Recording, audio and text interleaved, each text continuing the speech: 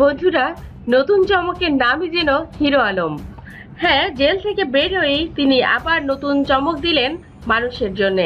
স্ত্রী নির্যাতনের অভিযোগে দায়ের করা মামলায় 43 দিন কারাভোগ শেষে জামিন পেয়েছেন বাংলাদেশের আলোচিত সমালোচিত অভিনেতা হিরো আলম। বৃহস্পতিবার দুপুরে বগুড়া জেলা ও দায়রা জজ আদালতের বিচারক নরেশ চন্দ্র সরকার হিরো আলমের পক্ষে করা জামিন আবেদন মঞ্জুর করেন। জামিনে বের হয়ে নিজের ইচ্ছের কথা জানান হিরো আলম। এবার উপনির্বাচনে সংসদ প্রার্থী হচ্ছেন তিনি। গণমাধ্যমে তিনি বলেন, সবকিছু ঠিকঠাক থাকলে বগুড়া 4 আসন কাহালু নন্দীগ্রাম থেকে উপনির্বাচনে প্রতিদ্বন্দ্বিতা করব।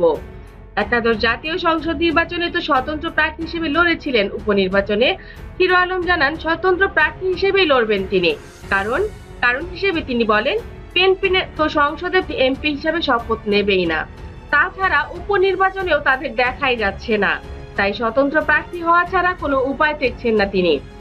স্ত্রীকে মারধরের দায়ে 1 মাসের বেশি কারাভোগ করা প্রার্থীর জনপ্রিয়তার উপর নির্বাচনের প্রভাব পড়বে কি, এমন প্রশ্ন আসতেই পারে। এই বিষয়ে হিরো আলম আগেভাগেই পরিষ্কার করে দেন, আমি রাজনৈতিক মারপ্যাচের শিকার। স্ত্রীকে দুটো চর মারাতেই 1 মাস 8 দিন জেল হাজতে থাকতে হয়েছে আমাকে। এদেশে এমন ঘটনা বিরল। এমন ঝগড়া তো প্রতি পরিবারেই ঘটে। তাছাড়া আমার স্ত্রী যেটা করেছে সেটা সে ভুল করেছে। আমি একজন অভিনয় জগতের মানুষ। আমার সঙ্গে অভিনয় নিয়ে কত মানুষের সঙ্গেই কথা হয়, সারা রাত ধরে শুটিং চলে।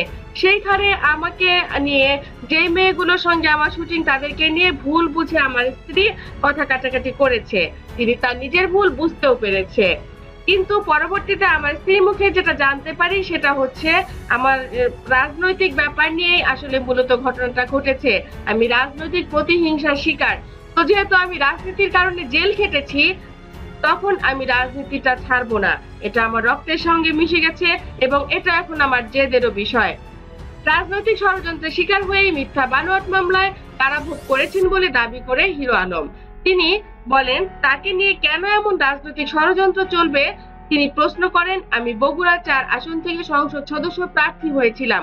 এটিকে কেন্দ্র করে রাজনৈতিক প্রতিহিংসা কেন? এই জবাব কি কেউ দিতে পারবেন আপনারা?